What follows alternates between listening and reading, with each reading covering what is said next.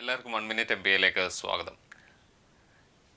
ഞാൻ ഇന്ന് പറയുന്നത് 2008 കാലഘട്ടത്തിൽ ഉള്ള ഒരു ചെറിയൊരു കാര്യമാണ്.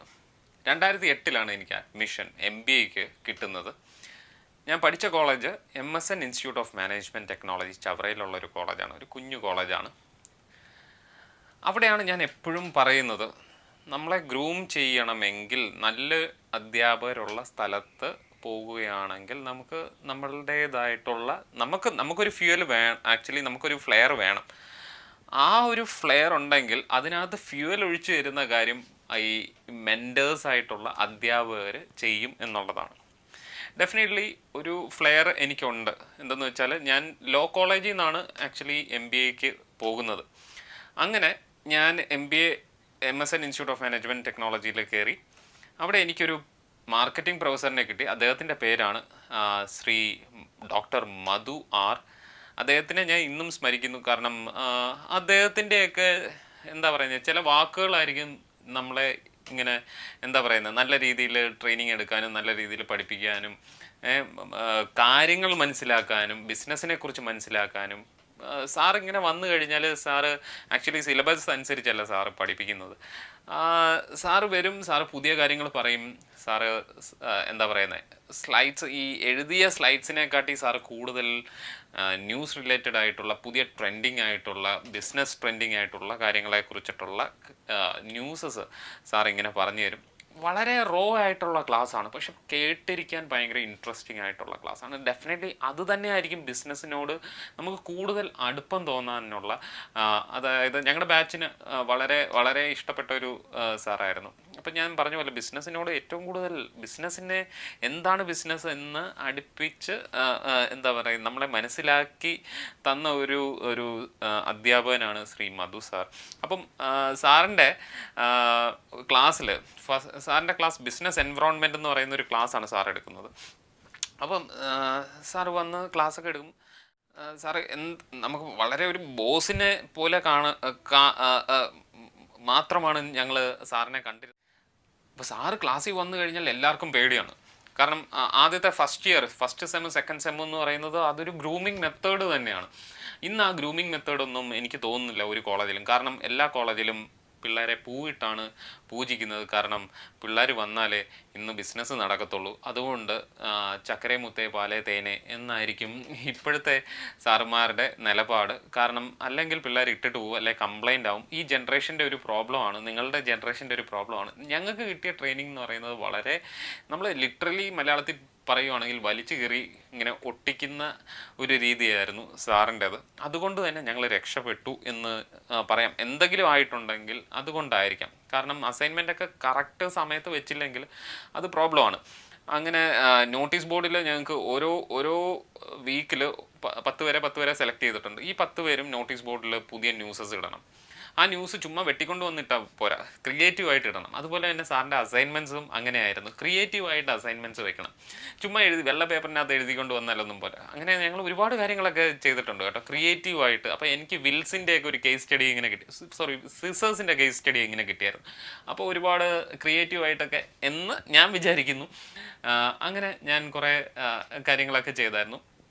അതുപോലെ തന്നെ എൻ്റെ ഒരു സുഹൃത്തുണ്ട് പ്രദീപ്. അദ്ദേഹം വളരെ നല്ല രീതിക്കൊക്കെയാണ് ഇങ്ങനെയുള്ള ക്രിയേറ്റീവായിട്ടുള്ള കുറേ കാര്യങ്ങൾ ചെയ്തിരുന്നത്. അങ്ങനെ ഒരു ദിവസം സാർ ഈ ബിസിനസ് എൻവറോൺമെൻറ്റ് ക്ലാസ്സിൽ വരികയും സാർ പെട്ടെന്നൊരു കാര്യം പറഞ്ഞു, ഞാൻ നിങ്ങൾക്കൊരു പ്രോജക്റ്റ് തരികയാണ്. ആ പ്രോജക്റ്റ് വേറെ ഒന്നുമല്ല, നല്ലൊരു ഓൺട്രപ്രണറിനെ കണ്ടുപിടിക്കണം. ഓരോ ആൾക്കാരും ഓൺട്രപ്രണറിനെ കണ്ടുപിടിക്കണം. എന്നിട്ട് നിങ്ങൾ അദ്ദേഹത്തിനെ ഇൻ്റർവ്യൂ ചെയ്യണം എന്ന് പറഞ്ഞു. 2008 ഈ ഫസ്റ്റ് സെമസ്റ്റർ. അപ്പോൾ എല്ലാവരും ഓക്കെ പറഞ്ഞു. സാറ് പോയി. അടുത്ത ദിവസം വന്നു. എന്തായി? സാറ് എഴുതിയെടുക്കുവാണ്.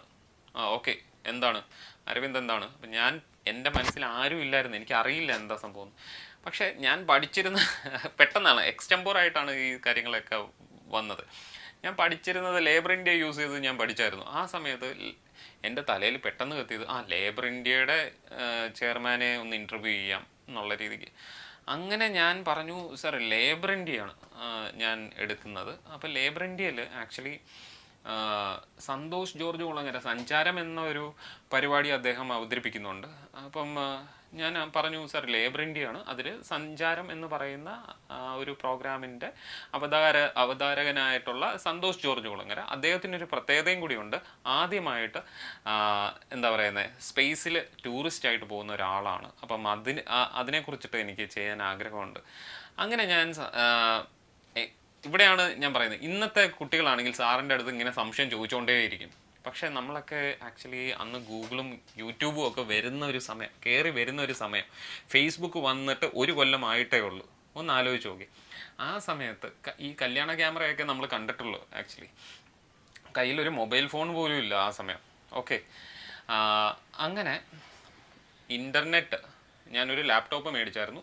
ഒരു BSNLൻ്റെ ഒരു ഡോങ്കിൾ ഇൻ്റർനെറ്റ് കണക്ഷനും എടുത്തു. അന്നൊക്കെ കറങ്ങി വരണമെങ്കിൽ ഒരു സമയമാവും. അങ്ങനെ ലേബർ ഇന്ത്യ അരിച്ചു പറക്കി കോൺടാക്റ്റ് അസിൽ കയറി ഒരു മെയിൽ അയച്ചു. മെയിലിന് റിപ്ലൈ വന്നു. ഭാഗ്യത്തിന് ചെയർമാൻ തന്നെയാണ് മെയിൽ റിപ്ലൈ ചെയ്ത്. അദ്ദേഹത്തിൻ്റെ പേരെന്ന് പറയുന്നത് ജോർജ് കുളങ്ങര എന്നാണ്. അതായത് നമ്മുടെ സാക്ഷാൽ സന്തോഷ് ജോർജ് കുളങ്ങരയുടെ ഫാദറാണ് ജോർജ് കുളങ്ങര. അപ്പം അദ്ദേഹത്തിനെ ഇൻ്റർവ്യൂ ചെയ്യാതിരിക്കാൻ പറ്റുമോ? അപ്പോൾ അദ്ദേഹത്തിനെ ഇൻ്റർവ്യൂ ചെയ്യണമെന്ന് ഞാൻ വിചാരിച്ചു. അപ്പോൾ അദ്ദേഹം പറഞ്ഞു വന്നോളൂ, കുഴപ്പമില്ല, വന്നോളൂ എന്ന് പറഞ്ഞു. അങ്ങനെ അവിടെ ചെല്ലുന്നു, ഇൻ്റർവ്യൂ എടുക്കുന്നു. അപ്പോൾ നിങ്ങൾക്ക് എൻ്റെ ആ സമയത്തുള്ള കോലം കാണാം കേട്ടോ. വളരെ മെലിഞ്ഞ്, അസ്ഥികൂടത്തിനകത്ത് കുറച്ച് തൊലി ഫിറ്റ് ചെയ്ത് വെച്ചേക്കുന്ന പോലത്തെ ഉള്ള കോലമാണ്. ഇതിന് ഒരുപാട് രസകരമായിട്ടുള്ള അനുഭവമാണ്. ഞാൻ ഇവിടുന്ന് ഞാൻ അന്ന് കൊല്ലത്താണ് താമസിച്ചുകൊണ്ടിരുന്നത്. കൊല്ലത്തുനിന്ന് എൻ്റെ ഒരു ഫ്രണ്ട് മഹേഷുമായിട്ട്, എൻ്റെ വീട്ടിൻ്റെ അടുത്തുള്ള ഒരു ഫ്രണ്ടാണ്, പുള്ളിയാണ് എന്നെ പവർ പോയിൻ്റ് പഠിപ്പിക്കുന്നത്. ഓക്കെ, അന്ന് ഈ യൂട്യൂബിനകത്തൊന്നും പവർ പോയിൻ്റ് അങ്ങനെയുള്ള കാര്യങ്ങളൊക്കെ വന്നിട്ടുണ്ടാവും, പക്ഷെ ഞാൻ ശ്രദ്ധിച്ചിട്ടില്ല എങ്ങനെയൊക്കെ ചെയ്യാമെന്നുള്ളത്. പക്ഷെ എന്നെ പഠിപ്പിക്കുന്നത് ഇദ്ദേഹമാണ്. പക്ഷെ നല്ല കൈപ്പുണ്യമാണ്. ഓക്കെ, അങ്ങനെ ഞങ്ങൾ, എൻ്റെ ഒരു കൂട്ടുകാരനുണ്ട്, സെയ്ഫ് എന്ന് പറയുന്നത്, ലോ കോളേജിൽ എൻ്റെ ജൂനിയറായിട്ട് പഠിച്ച ഒരു ആളാണ്. അദ്ദേഹം ഇപ്പം ജേർണലിസ്റ്റായിട്ട് വർക്ക് ചെയ്യുന്നു ഒരു ചാനലിൽ. അദ്ദേഹത്തിൻ്റെ ചേട്ടൻ്റെ ക്യാമറ, ആ ക്യാമറ കല്യാണ ക്യാമറയാണ്, കല്യാണ വർക്കൊക്കെ എടുക്കുന്ന ആളാണ് ചേട്ടൻ. ആ ചേട്ടൻ്റെ ക്യാമറയും ഒരു മൈക്കും, എവിടുന്നോ സേഫ് ഒപ്പിച്ചുകൊണ്ട് വന്ന ഒരു മൈക്കുമായിട്ട് ഞങ്ങൾ പോകുന്നു. അപ്പം അന്നത്തെ കൂട്ടുകാരൻ, ഫ്രണ്ട്ഷിപ്പിൻ്റെയൊക്കെ ഒരു ബന്ധങ്ങൾ ഒന്ന് ആലോചിച്ച് നോക്കും. അപ്പം ഞങ്ങൾ പോകുന്നു. ഞാൻ എൻ്റെ എന്താ പറയുന്നത്, ഒരു കോട്ടുണ്ടായിരുന്നു, ആ കോട്ടും പൊതിഞ്ഞ് പ്ലാസ്റ്റിക് കവറിനകത്തൊക്കെ വെച്ച് കോട്ടൊക്കെ ഇട്ട് എടുക്കാമെന്നുള്ള രീതിക്ക്. ഓക്കെ, അപ്പോൾ ഇൻ്റർവ്യൂ എടുക്കാമെന്നുള്ള രീതിക്ക് പോകുന്നു. ഇവിടുന്ന് ഞങ്ങൾ കോട്ടയം സ്റ്റാൻഡിലെത്തുന്നു. കോട്ടയം സ്റ്റാൻഡിൽ നിന്ന് മരങ്ങാട്ടുപള്ളി എന്ന് പറഞ്ഞ ഒരു സ്ഥലത്തേക്കാണ് ഈ ലേബർ ഇന്ത്യയുടെ ഓഫീസ്. മരങ്ങാട്ടുപള്ളിയിലെ ബസ്സിലേക്ക് കയറി ഈ കോട്ടും ഇതെല്ലാം എടുത്ത് വെച്ചു, കുടയൊക്കെ എടുത്ത് വെച്ചു. എന്നിട്ട് ഞങ്ങൾ നേരെ മരങ്ങാട്ടുപള്ളി ലേബർ ഇന്ത്യയുടെ ബസ് സ്റ്റോപ്പിൽ ഇറങ്ങി. ഞാൻ കോട്ട് എടുക്കാൻ മറന്നുപോയി, കുടയൊക്കെ എടുക്കാൻ മറന്നുപോയി. അപ്പം അന്നൊക്കെ കോട്ട് എന്നൊക്കെ പറയുന്നത് നമ്മൾ 10,000-3000 രൂപ കൊടുത്ത് കോളേജിൽ നിന്ന് മേടിക്കുന്ന കോട്ടാണ്.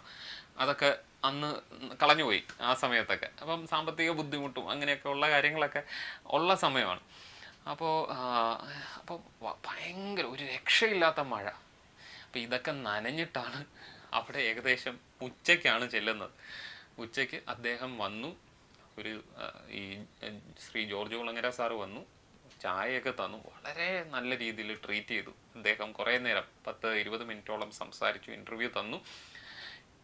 പക്ഷേ ഈ ക്യാമറമാന് കറക്റ്റായിട്ട് ക്യാമറ എടുക്കാൻ അറിഞ്ഞുകൂടായിരുന്നു. അങ്ങനെ കുറേ ഷേക്കും കാര്യങ്ങളും ഒക്കെ ഉണ്ട്. ഈ മൈക്കും കുറേ കാര്യങ്ങൾ വർക്ക് ചെയ്തില്ലായിരുന്നു. എങ്ങനെയോ കുറേ കിട്ടിയ ഭാഗങ്ങളാണ് നിങ്ങൾ ഈ കാണാൻ പോകുന്ന ഫസ്റ്റ് എപ്പിസോഡിൽ കാണാൻ പോകുന്ന ഈ ജോർജ് കുളങ്ങര സാറിൻ്റെ ഇൻ്റർവ്യൂ.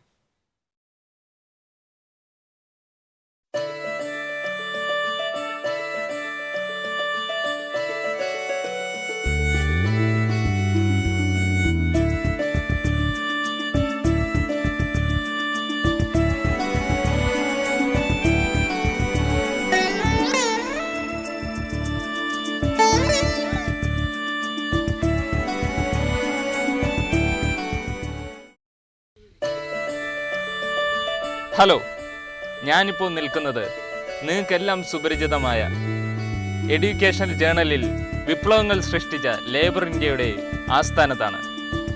ഇതിൻ്റെ ഗോഡ്ഫാദറായ ശ്രീ ജോർജ് കുളങ്ങര സാറിനെ നമുക്ക് പരിചയപ്പെടാം.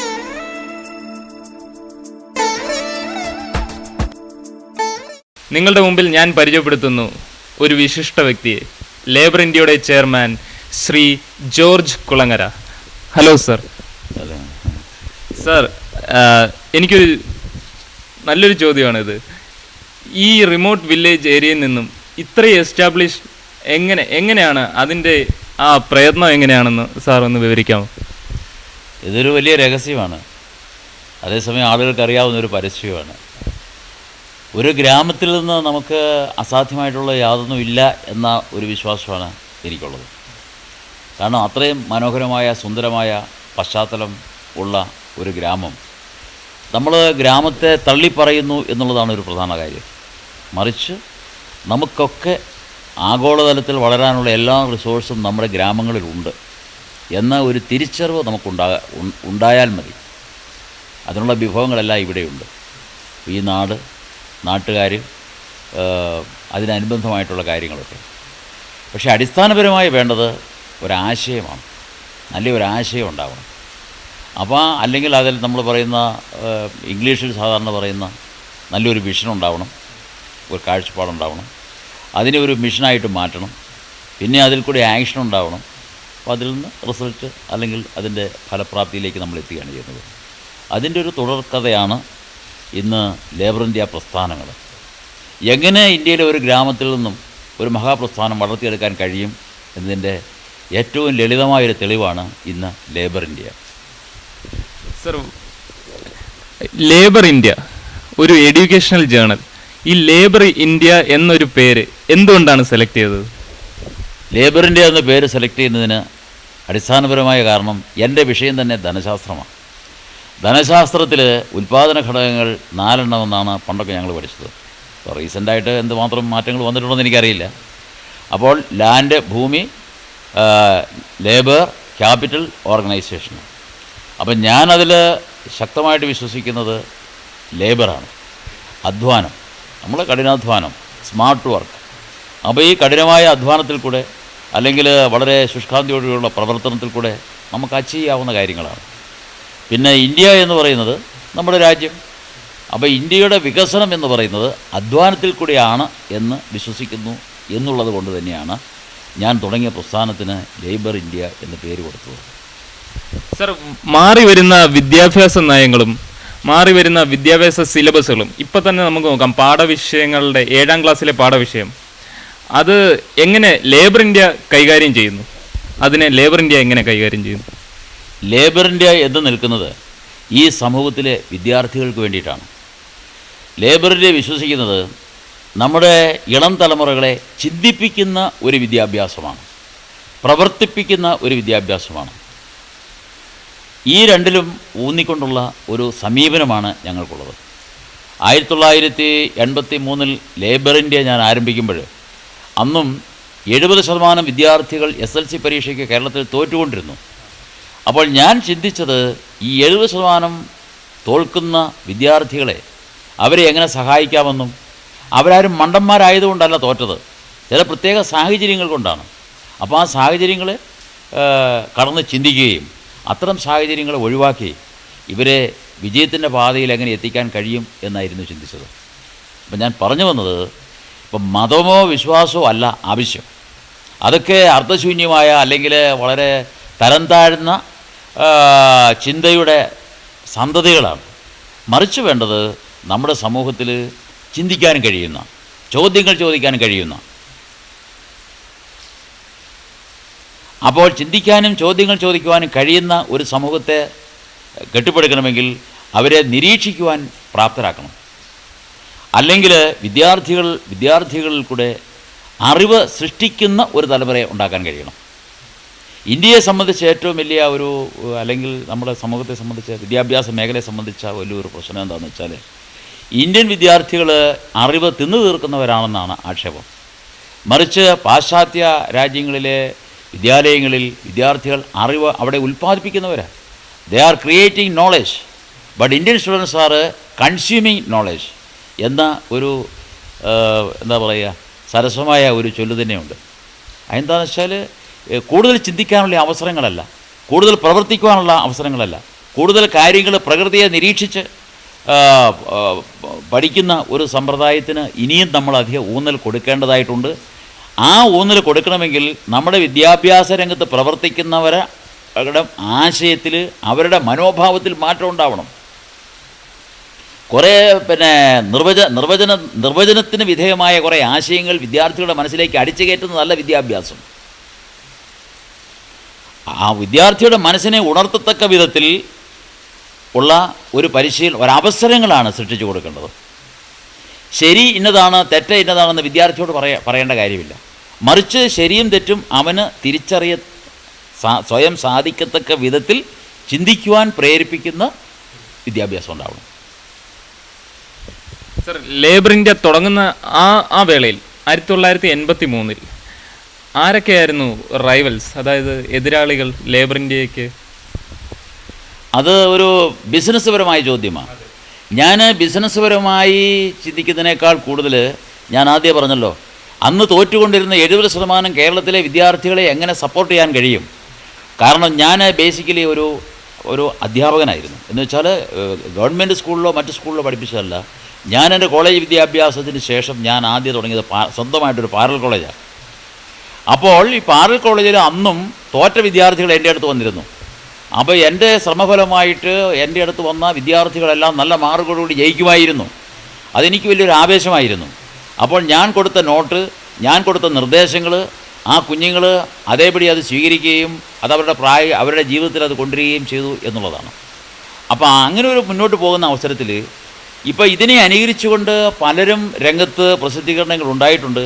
പക്ഷേ ആരൊക്കെയുണ്ട്, അവരെന്ത് ചെയ്യുന്നു എന്നല്ല ഞാൻ ശ്രദ്ധിക്കുന്നത്. എനിക്ക് ഈ വിദ്യാർത്ഥികൾക്ക് എന്ത് കൊടുക്കാൻ കഴിയുന്നു, അവർക്ക് ഓരോ വർഷവും അല്ലെങ്കിൽ ഓരോ തവണയും എങ്ങനെ പുതുമയോടുകൂടി ഈ ആശയങ്ങളെ സ്വീകരിക്കത്തക്ക വിധത്തിൽ അവരെ എങ്ങനെ ഒരുക്കിയെടുക്കാൻ കഴിയുന്നു എന്നൊരു ചിന്തയാണ്. എനിക്കെത്ര ശത്രുക്കളുണ്ട് എന്ന് ചിന്തിക്കുന്നതിനേക്കാൾ കൂടുതൽ ഞാൻ ചിന്തിച്ചുകൊണ്ടിരിക്കുന്നത്.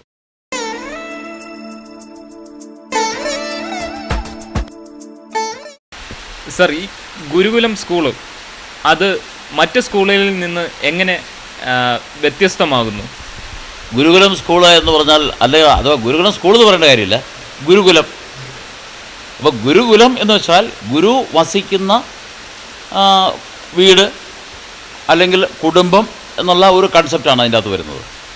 അപ്പോൾ ഗുരുകുലം എന്ന് പറഞ്ഞു കഴിഞ്ഞാൽ യഥാർത്ഥത്തിൽ ഗുരുവിന് ശിഷ്യൻ്റെ ഹൃദയത്തെ, മനസ്സിനെ സ്പർശിക്കാൻ കഴിഞ്ഞിരിക്കണം. അതാണ് അതിൻ്റെ യഥാർത്ഥ കാര്യം. അതായത്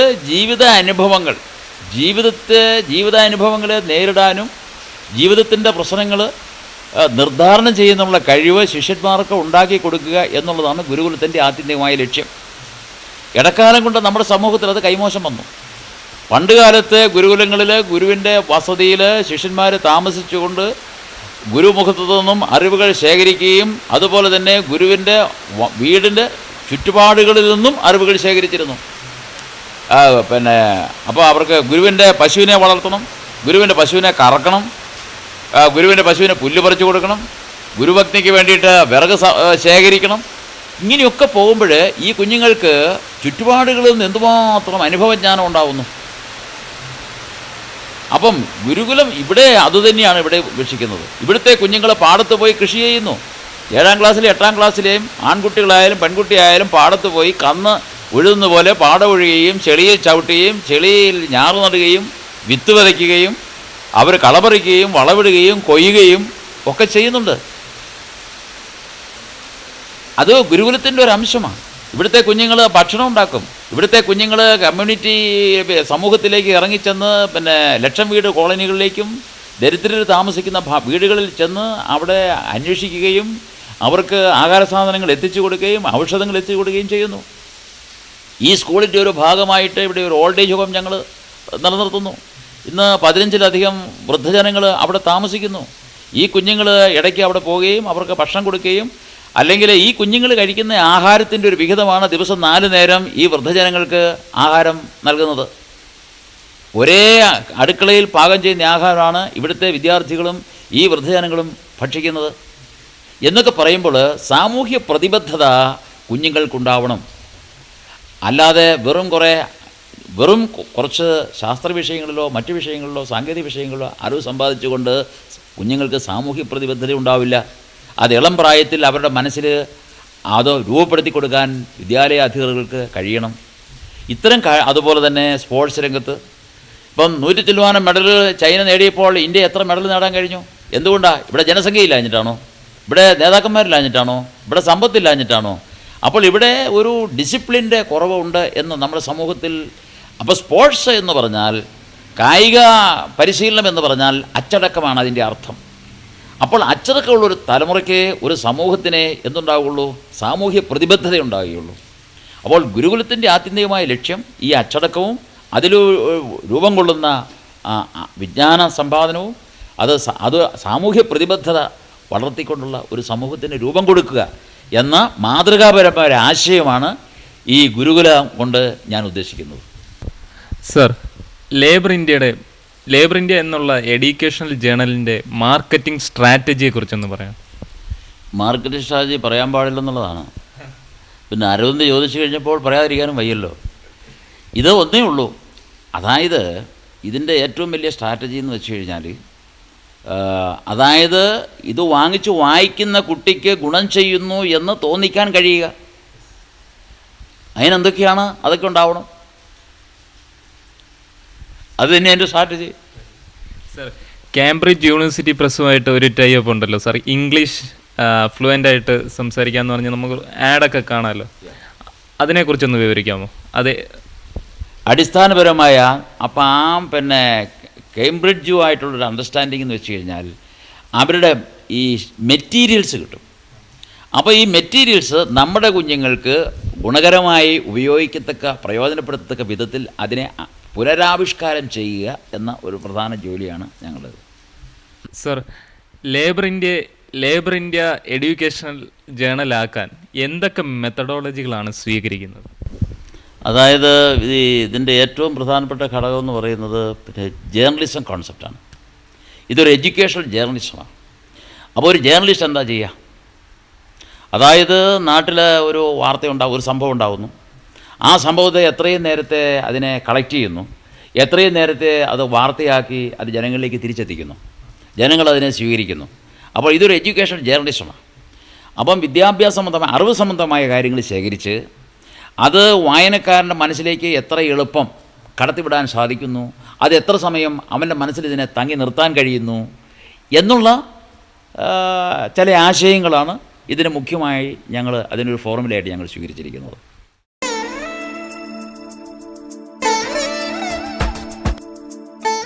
സർ, ലേബർ ഇന്ത്യയുടെ സ്ട്രെങ്ത് വീക്ക്നെസ്സും ഒന്ന് പറയാമോ?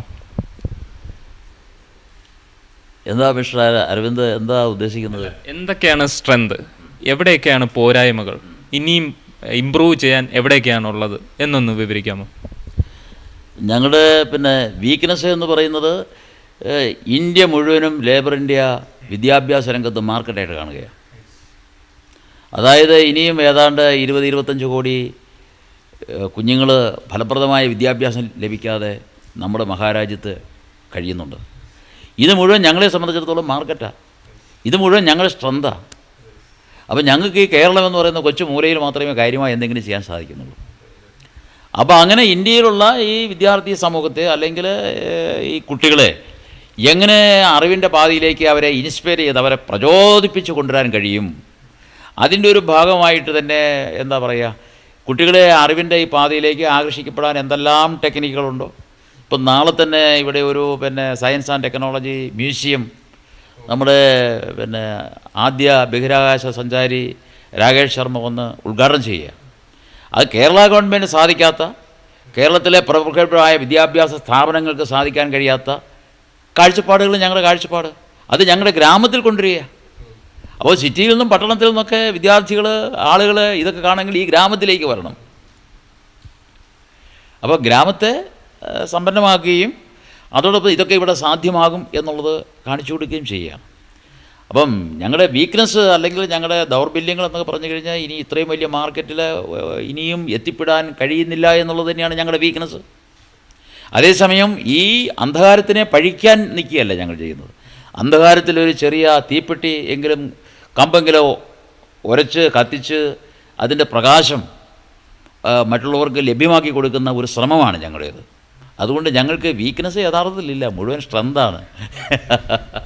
ഓക്കെ സാർ, എന്തൊക്കെയാണ് പുതിയ പ്രോഡക്ട്സ് ലേബർ ഇന്ത്യയുടെ? പുതിയ പ്രോഡക്ട്സ് എന്ന് പറഞ്ഞു കഴിഞ്ഞാൽ അങ്ങനെ പ്രോഡക്ട്സ് എന്നതിനേക്കാൾ കൂടുതലായിട്ട് എങ്ങനെ നമ്മുടെ വിദ്യാർത്ഥി സമൂഹത്തെ ഇൻസ്പയർ ചെയ്യാൻ കഴിയും, അവരെ മാനസികമായി അറിവിലേക്ക് ഉണർത്തിയെടുക്കാൻ കഴിയും. അതാണ് ഞങ്ങളുടെ ആഴത്തിലുള്ള ചിന്ത. അത് വിദ്യാർത്ഥികളെ മാത്രമല്ല, നമ്മുടെ സമൂഹത്തിലുള്ള ജനങ്ങളെ, പൊതുപ്രവർത്തകരെ, ഈവൻ ഗവൺമെൻറ്റിനെ പോലും എങ്ങനെ ചിന്തിപ്പിക്കാൻ കഴിയും എന്ന് ചിന്തിക്കുന്നവരാണ് ഞങ്ങൾ. തുടങ്ങിയ സമയത്ത് എന്തെങ്കിലും ഒബ്സ്റ്റക്കിൾ, അതായത് എന്തെങ്കിലും തടസ്സങ്ങൾ സാറിനെ നേരിട്ടിട്ടുണ്ടോ? ഇത് തുടങ്ങിയത് മുതൽ തടസ്സങ്ങളിലൂടെയാണ് തുടങ്ങിയത്. പക്ഷേ ഈ തടസ്സങ്ങളെ മുഴുവൻ ഞങ്ങൾ അവസരങ്ങളാക്കുക, അതാണ് ഞങ്ങളുടെ സ്ട്രാറ്റജി. എങ്ങനെ ഇത് ഓവർകം ചെയ്യുന്നു? ഇപ്പം തടസ്സങ്ങളുണ്ടായാൽ നമ്മളിപ്പോൾ പോകുന്ന വഴിക്ക് ഒരു റോഡ് ബ്ലോക്കായി, അപ്പോൾ നമ്മളവിടെ എന്താ ചെയ്യുക? അയ്യോ വാവ എന്നും പറഞ്ഞ് അവിടെ കരഞ്ഞുകൊണ്ട് നിൽക്കുകയാണോ ചെയ്യുന്നത്? അല്ല, അടുത്ത വഴി എന്താണെന്ന് നമ്മൾ ചിന്തിക്കും, അന്വേഷിക്കും, കണ്ടെത്തും, അതിലെ യാത്ര ചെയ്യും. സർ, എന്തെങ്കിലും ബുദ്ധിമുട്ട് സംഭവിക്കും എന്ന് നേരത്തെ തോന്നിയിട്ടുണ്ടോ? തീർച്ചയായിട്ടും. എങ്ങനെ അത് തിരിച്ചറിഞ്ഞ് സക്സസ്ഫുൾ ആയിട്ടുള്ള ഒരു വഴിയിലൂടെ സഞ്ചരിക്കുന്നു? വീണ്ടും നമ്മളെപ്പോഴും തടസ്സങ്ങൾ പ്രതീക്ഷിക്കും. തടസ്സങ്ങൾ നേരിട്ട് കാണുമ്പോൾ നമുക്ക് മനസ്സിലാവില്ല തടസ്സമാണെന്ന്. അപ്പോൾ ആ തടസ്സത്തെ എങ്ങനെ അവസരമാക്കാൻ പറ്റുമെന്നാണ് അടുത്ത ചിന്ത. അപ്പം നമ്മൾ അതിനെപ്പറ്റി തടസ്സങ്ങളെ അവസരങ്ങളാക്കാൻ ചിന്തിക്കുമ്പോൾ, നമ്മൾ സജീവമായി നമ്മുടെ മനസ്സിനെ ഉണർത്തി കഴിയുമ്പോൾ, നമ്മുടെ മനസ്സ് തന്നെ അതിനുള്ള നിർദ്ദേശങ്ങൾ നമുക്ക് തരും. എങ്ങനെ ഈ ഫോർകാസ്റ്റിംഗ് താങ്കൾ പ്രാക്ടിക്കൽ ലൈഫിൽ കൊണ്ടുവരുന്നു? അതിന് പറയുന്നത് എന്താണെന്ന് വെച്ചാൽ, എൻപവർ ദ മൈൻഡ് പവർ എന്ന് പറയും. We have to tap and we have to use the power of our mind, especially our subconscious mind. Okay sir.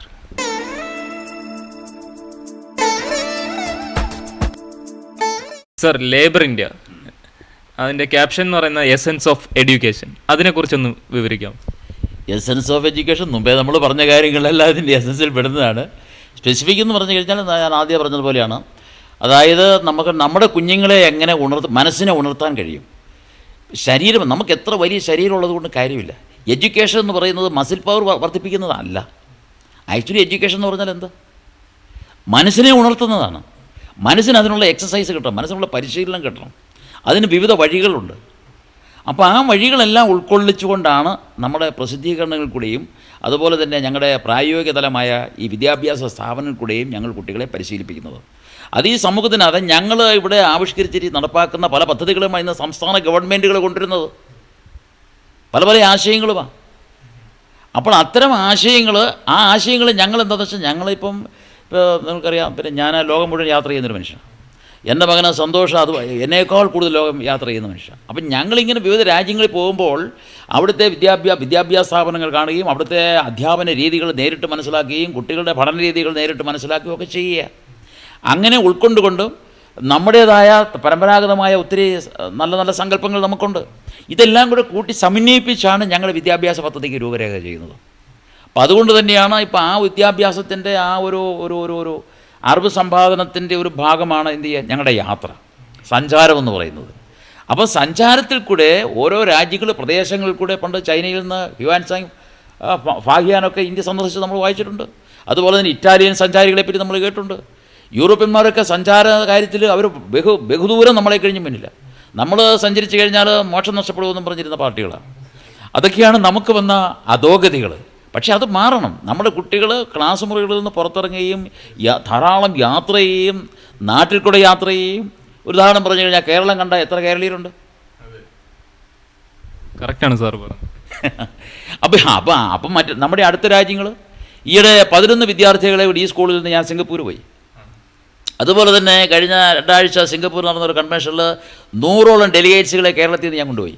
അപ്പം കൺവെൻഷനിൽ പങ്കെടുക്കുക എന്നുള്ളതല്ല, ഈ ലോകപ്രസിദ്ധി ആർജിച്ച സിംഗപ്പൂർ ഒന്ന് കാണട്ടെ എന്ന് വിചാരിച്ചാണ് ഞാൻ ഇവരെ പ്രോത്സാഹിപ്പിച്ച് നേതൃത്വം കൊടുത്തു കൊണ്ടുപോയത്. അത് ഞങ്ങളുടെ വിദ്യാഭ്യാസ പ്രവർത്തനത്തിൻ്റെ ഒരു ഭാഗമാണ്.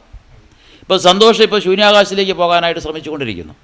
അപ്പോൾ ഒരു സ്പേസ് ടൂറിസ്റ്റ് എന്നുള്ള നിലയ്ക്ക് സന്തോഷ് പോകുമ്പോൾ എന്താ, അപ്പോൾ എത്രയോ ആളുകൾ കൗതുകം ഉണർത്തി, ജിജ്ഞാസ ഉണർത്തി, കൂടുതൽ അറിയുവാനുള്ള ആഗ്രഹം ഉണർത്തി.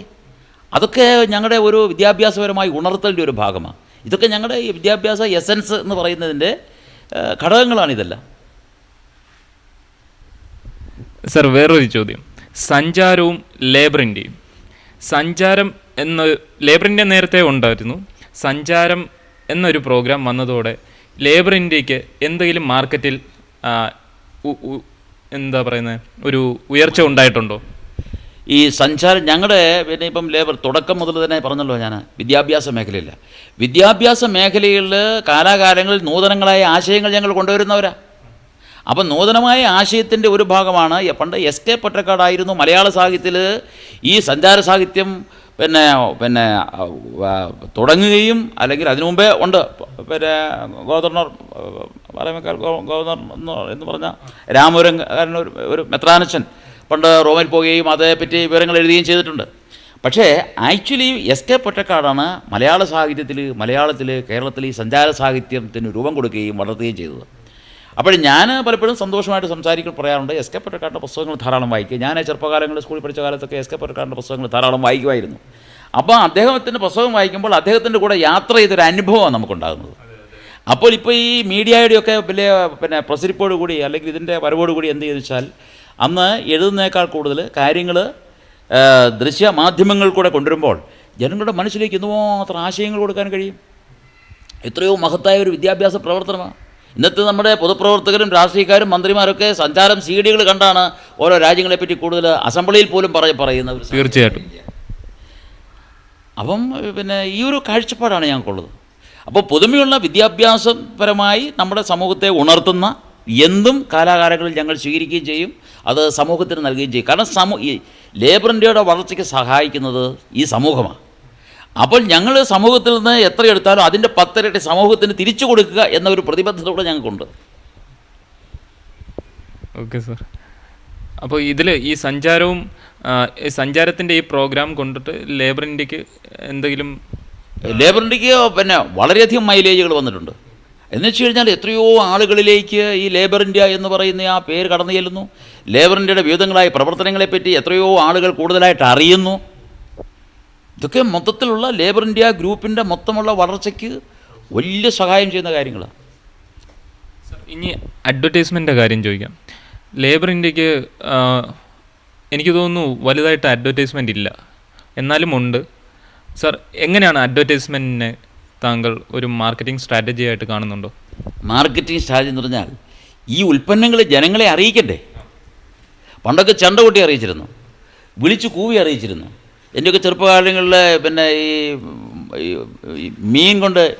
മത്സ്യം കൊണ്ട് ഇതിലേ വരുമായിരുന്നു. അന്ന് ഈ പെണ്ണുങ്ങൾ തലയിൽ വെച്ച് കൂവുമായിരുന്നു. അത് വലിയൊരു കമ്മ്യൂണിക്കേഷൻ, അറിവല്ലേ, അതൊരു മാർക്കറ്റിംഗ് അല്ലേ.